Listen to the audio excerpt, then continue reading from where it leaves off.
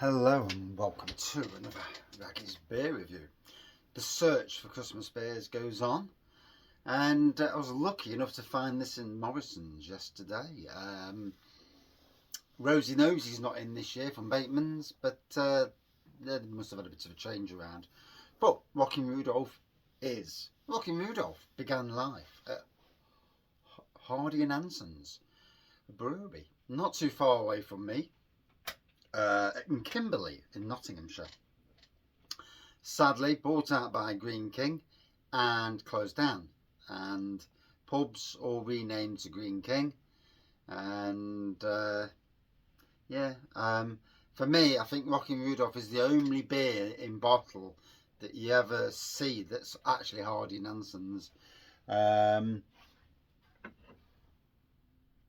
And they got rid of the Hardy and Hansons off it now. So it used to actually say Hardy and Hansons on it. And yeah, sadly. So Rocking Rudolph Christmas Ale. A full-bodied, malty and fruity Christmas ale with a refreshing bitter twist. And brewed in Bury St Edmunds, 4.2%. So yeah, the closest thing to a real in supermarkets, Nottinghamshire Christmas beer, or technically originally Nottinghamshire. So for me, that's a big thing. I mean, for a lot of people it's like, and oh, so here we go.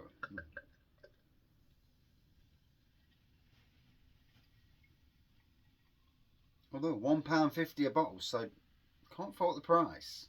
You know, price to sell. Morrisons, buy a load of it, price it to sell. It'll go before Christmas. And that's the way to sell things, really. Price it at a price that's, you know, people are going to enjoy. I mean, 4 bottles for £6. Can't fault it. Can't fault it. You know, if it's decent beer. So there we go. It's like a light amber, coppery sort of colour. A bit of carbonation going off there. Lovely little bit of whitehead. Not much of a whitehead, to be fair. But yeah, Rocking Rudolph. And I'm actually quite cold, but it's been warm all day, albeit blooming seeing here, it's 8 degrees in the beer room, which isn't exactly freezing, but it's not exactly warm either. But yeah, it's been about 13 degrees outside today. Obviously this time of the year the beer room takes a bit of warming up. Is that the glass that smashed? No, another glass. I've got some cleaning up to do in here, but I can't be bothered for the moment. You just look and you think, nah. Yeah. I don't come in the beer room much in winter anyway, and so, a lovely sweet, malty, fruity nose on this.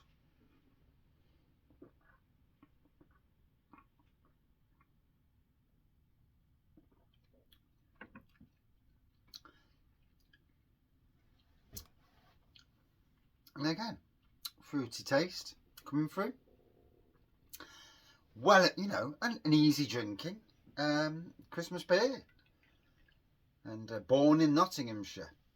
Now lives in East Anglia. I'm not sure if Bury St Edmunds is classed as Norfolk or Suffolk. I can never remember.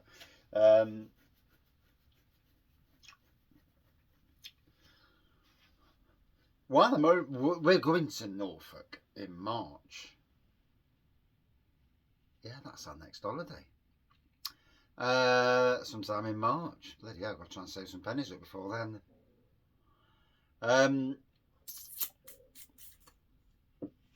Forgot what I was going to say now. Yeah, it's gone. It'd be interesting to find a Greene King pub that is like a tap house pub. You know, with cask Greene King that you just don't get anywhere else. Like Belhaven on cask. Rocking Rudolph. Obviously not that time of the year. But before Christmas, I'm on the hunt for Christmas beers, so I'm keeping my eye out on the local Greene King in Beeston, and the Wetherspoons, because the Wetherspoons down there does seem to have a few Christmassy beers, and you know, when you've got to keep your pennies down, £2.89 a pint is not a bad price. They've gone up a bit now, but even at £2.89, you know, it's still a good price. What you pay everywhere else. I'm all for supporting pubs and breweries. However, you know, like a lot of people, not rich, you know, and sometimes the cheap beers, as long as it's good, then yeah. And I would gladly hope to get this in the commercial inn in Beeston.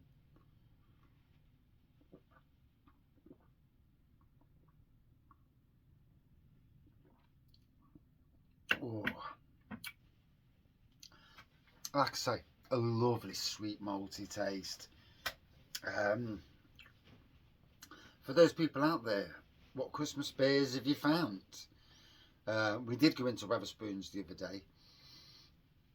You had Coach House Brewing Company in their Christmas stockings. You had Hanlon's from Exeter, Coach House from Cheshire, Hanlon's with their Summit Festive Ale. Yeah, can't remember the name of it, it's gone. And then they had Welbeck Abbey and their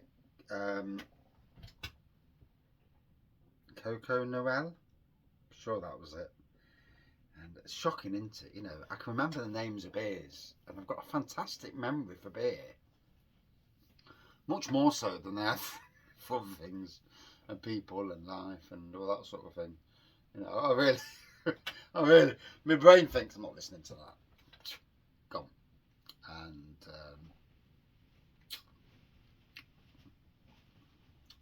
yeah, I need that switch point in more often. I'm just not listening to it.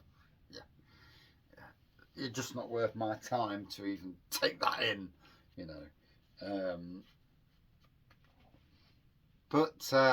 Yeah. Dear. But yeah, they're the 3 Christmas beers I found. I did also get at the Crown Inn. I didn't even buy it as well.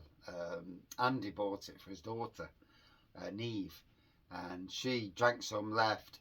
It was their cola sour, and bloody holiday slushosaurus. Drank it, and it's like fucking made your gums suck in.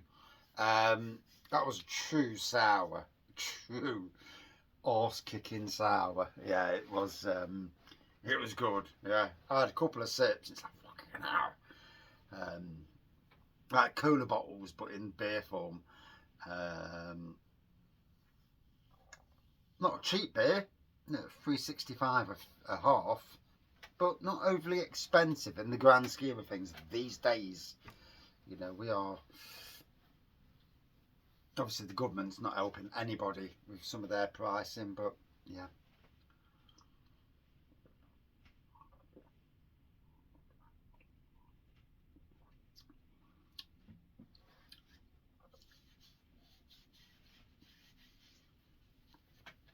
So, enjoying this. Like I say, Nottinghamshire Beer. I never actually had a pint in a Hardy and Hansons pub. I mean, what, I'm 54. And never did I have a pint in a Hardy and Hansons pub. I never did in a Shipston's pub. And I never did in a Home Ales pub. The 3 big breweries that took over and ruined, you know, by bigger conglomerates. Scottish Newcastle, Heineken, whoever it was that took them over, and obviously Greene King. Yeah. And obviously them breweries built up a massive amount of pubs. And obviously these days a lot of pubs have gone anyway. And I think, you know, when you think about that, a lot of pubs are stuck in the old ways. So you've got a lot of pubs that have a few beers on, a few lagers on, really are old fashioned, not particularly interesting, you know, the same crowd in as well. And then pubs, a lot of them pubs have gone. They've gone, you know. Then you get obviously the lager pubs, and a lot of them close because they get the licenses took off them, or they get sold and made into shops. That's what's happened in Nottingham.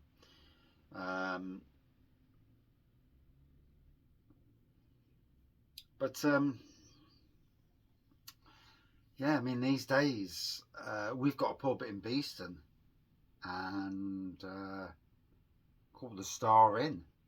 Used to be a cracking pub. Every single time I've gone in over the last year and a half, every time I've gone in, and I don't go in often, the beer's been crap.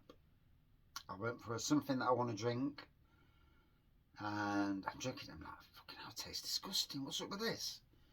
And we even took it back last week. That's the first time I've took it back. Usually I just drink it and I'm cursing because it's, you know, a brewery that I absolutely respect, who I know brew good beer, and the beer's shit. I don't know what they're doing wrong, but they're not cleaning their lines. Can't be. You know, you've got to clean your lines after every cask. You've got to taste your frigging beer before you sell it. If it's not tasting right, then you pull the plug.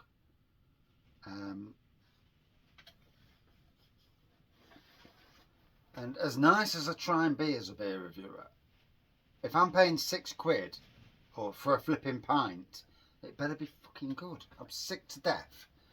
At the same time, I won't go in that pub now anyway. That pub now is not on my radar. I rated that as the best pub in Nottinghamshire 5 years ago. I won't rate it now. No, it's not even the best pub on that street. So yeah, there you go.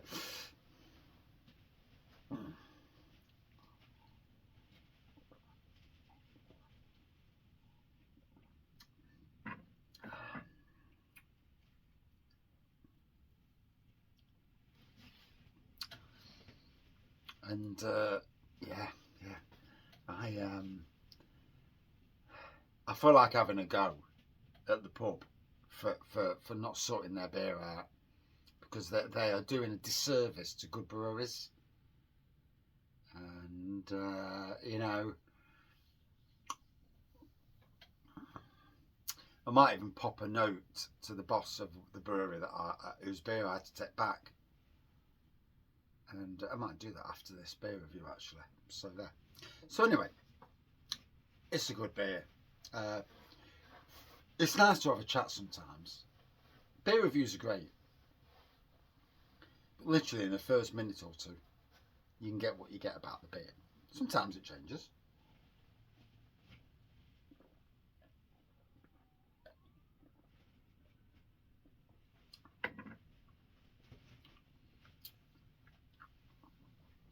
Malty, fruity, nice little bit of bitterness right at the back end. And it's an easy drinking beer. Yes, it comes under a Christmassy beer thing, but trust me now, for £1.50, for £1.50 in supermarkets, why is it wobbling? For £1.50 in supermarkets, it's well worth picking up. Must be me. It's me wobbling, isn't it? So, would I drink this again? Yes. Always that answer. Out of 5. For me. A good 4.4 out of 5. Yes, it's a Greene King. Yes, it comes in a blooming see-through bottle, when really it should be in a brown bottle. But it is what it is. Nottinghamshire beer. Cheers.